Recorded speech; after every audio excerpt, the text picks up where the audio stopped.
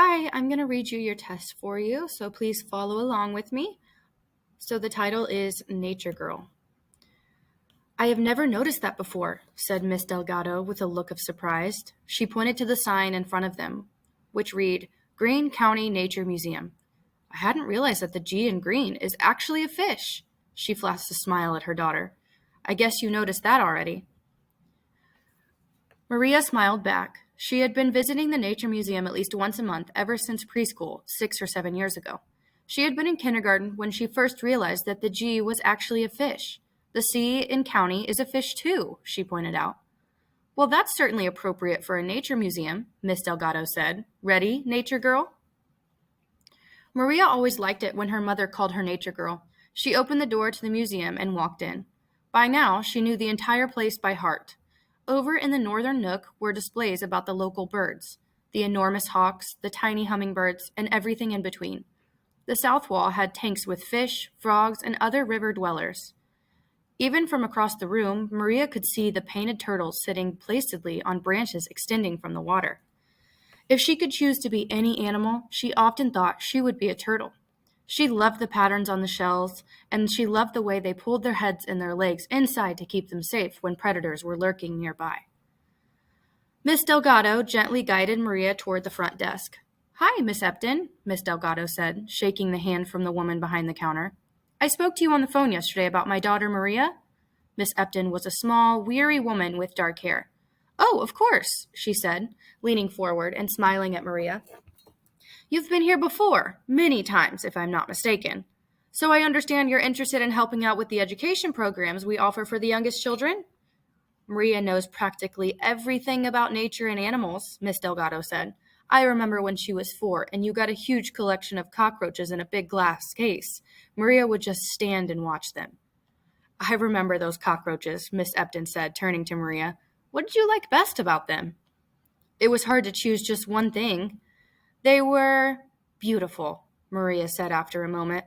I loved the way their wings sparkled in the light and how they looked like puppies climbing on top of each other. Miss Delgado's face made a face, but Epton nodded slowly. You would be a perfect helper for those little guys, Maria, she said. I can't wait to introduce them to someone who's enthusiastic and excited about animals as you clearly are.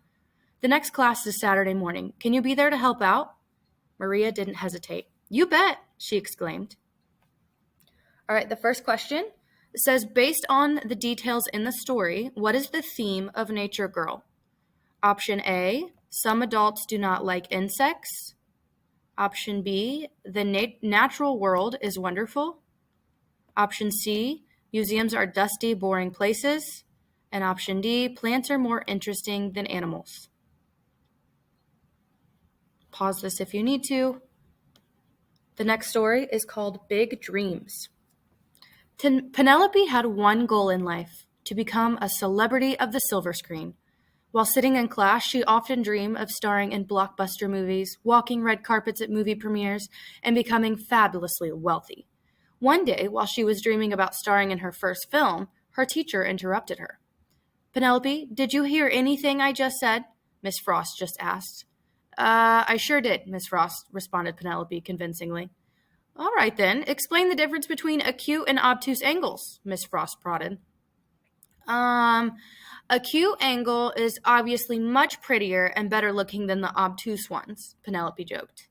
You need to stop daydreaming and pay attention, young lady, Miss Frost scolded. Pfft, I am going to be a famous celebrity. Movie stars don't need to learn science, Penelope responded, adding a dramatic eye roll. For someone that is not famous, you should take note that science ended 20 minutes ago and we are now in the middle of math class. You need to take school seriously, Penelope, said Miss Frost with a look of disappointment on her face. Days like these were typical for Penelope, and she never listened to Miss Frost's advice. Unfortunately, she continued to ignore school to pursue an acting career. Her only plan in life was to become a celebrity, and she didn't care if she failed all of her classes to pursue that goal. However, Penelope had a big problem. She wasn't very good at acting. Penelope went to several auditions and casting calls, but she was always rejected. When directors and agents told her to try another endeavor, Penelope ignored them. After going on dozens of auditions, she never even got a small part in any movie. When Penelope finally realized she wasn't going to become a celebrity anytime soon, she knew that she had made a big mistake. She was so far behind in her classes that she failed all of her classes and had to go to summer school. Now she wished she had really worked harder in school, just in case her celebrity dreams didn't work out. All right, part A, first question. Which statement below best summarizes the theme of the story? Option A, work hard in school to accomplish goals. Option B, be respectful of adults. Option C, you should not just focus on one thing in life. Or option D, if you work hard, your dreams will come true. You can pause this if you need more time. Part B, write a summary using text evidence to explain how Penelope changes and learns the theme you chose up here. So whatever you chose up here is what you are explaining, how in the text it helped you find that. Pause if you need to. Part C, take the theme from Big Dreams, which is the text right here about Penelope, and take the theme from the story above and apply it to something in your personal life.